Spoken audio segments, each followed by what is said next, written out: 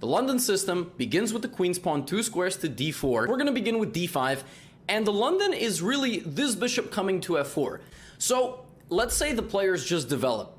You're going to play e3, and then the pyramid will be complete like this. The other battle is going to be for the e4 and e5 squares. You already see that we're controlling this square quite well, and as we continue to develop our pieces, the e5 square is very much up for grabs. The exact moves are not ultra important.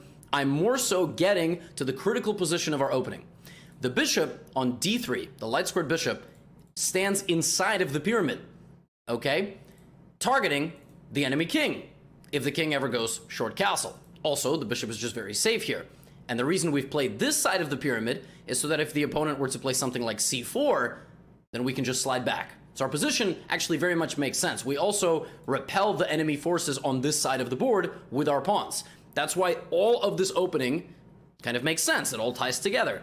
And if we sufficiently control this square on e4 with the bishop and the knight, and we sufficiently control this square on e5 with the pawn, the bishop, and the knight, Black's counterplay is sort of killed in the center, and the game plan of the London is to, yes, you can just castle, and that's fine, but the central game plan I like to employ is mobilizing directly into the middle, okay, which opens up our queen to then potentially rotate through that available square and target that king side with the bishop, right? The queen and the bishop together, and if the knight were to take us, now, by the way, I just hope we're clear. We're not taking this and then create our attack. But if we are to be taken, we are going to remove this knight from the defense of the king, bring in our pieces, and sometimes we won't castle at all. Yes, you can, but you can also just go directly after this attack. There's a lot of things we needed to go through to get to this position, and openings are all about variation, right? Now, a lot of things are at play here. First of all, Black played c5. Oftentimes, c5 in the London, the best response, the second that you see c5, c3. However, that's not the only thing you can do. You can also meet c5 with actually taking it. Because if the opponent tries to win the pawn back, you can hang on to the pawn. If they try to do this, you can defend it with the c-pawn. And it's not so... and there's a very nasty trap here, by the way. If Black plays the move b6, just looking to undermine your pawns, right? There's bishop takes b8. The idea being you would like to give this check. And once you do, the pawn pushes through, and the game is over. For example, like this. And then c7, of course, by the way, on the next move, and we discovered check, right? So dc5 is actually a little bit venomous if you know what you're doing. But I believe in the pure form of the London. Now, if c5 is not played, right? And instead knight to c6 is played, this Black now has no activity on the queen side whatsoever. And if you just play normal with c3, bishop d3, and get that little knight d2, knight f3 action, plant that knight into the middle, you're gonna be good to go. Do not be afraid of trading the light squared bishop. It's completely okay. Make forward progress, control these two center squares, and if you're not gonna be able to launch an attack, what you'll do further down the line is maybe expand in the center with pawn to e4. Win the battle for the center. Now, let's kind of slow it down a little bit. Knight in front of pawn, terrible. Not good at all. I need you to finish that pyramid and finish your development. But c5 is a pretty challenging move.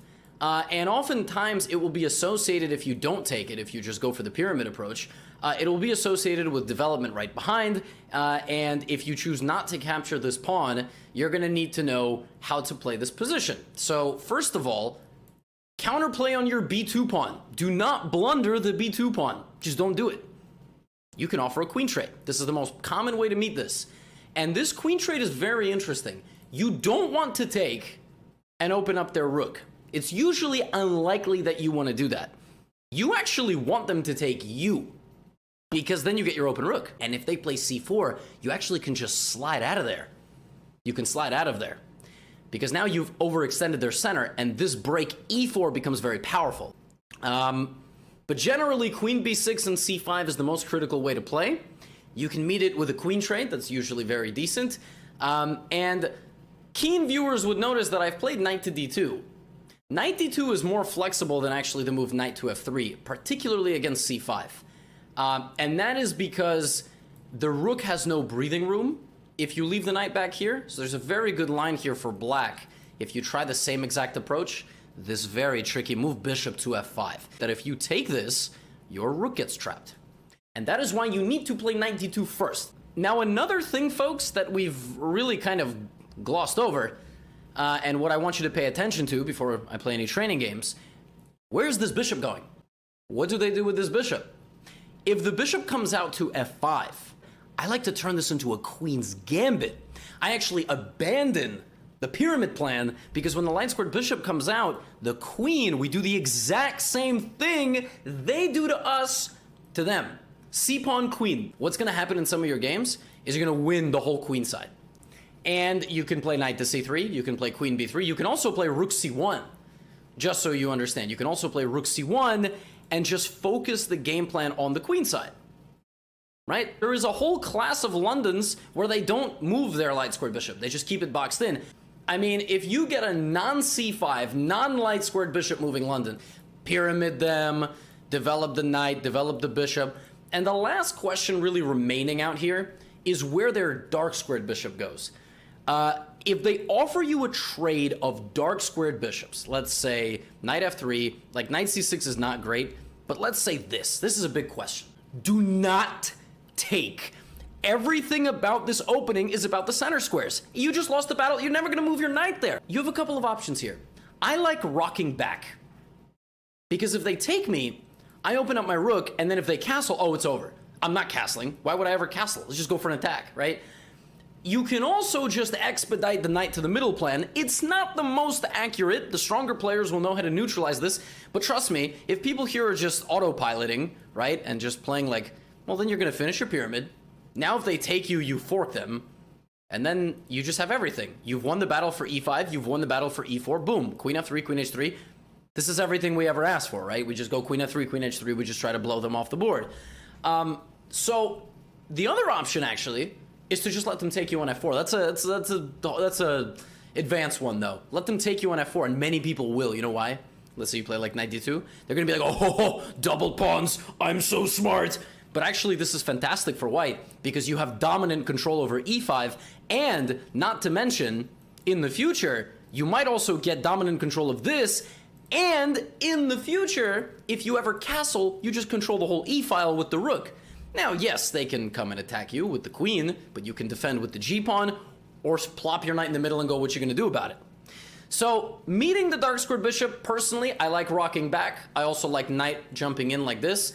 But your knights go to d2 and f3, your bishop comes to d3, and as we wrap up the theoretical portion, it's important, obviously, to address d4 and knight f6, which is the other most popular move.